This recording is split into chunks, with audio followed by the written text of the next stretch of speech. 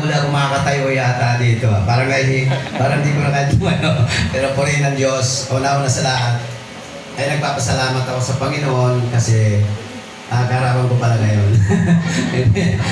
Birthday ko na, no? At di ko na sasabihin sa inyo edad, baka malaman niyo pa. Ano?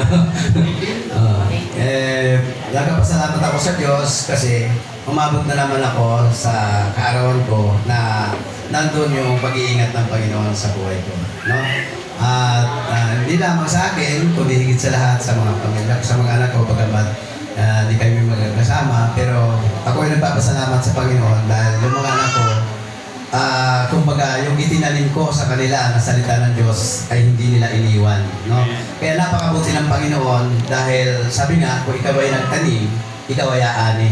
Salamat sa Panginoon, bagamat hindi ako nagagamit dito, pero alam ko na ako'y ginagamit din ng Diyos sa iba-ibang kapamaraan. Amen. No, kaya salamat sa Panginoon dahil kasama ko ngayon yung akala ko yung nung kasi sabi niya, dahil alam niyo naman, Katolikong sarado yan.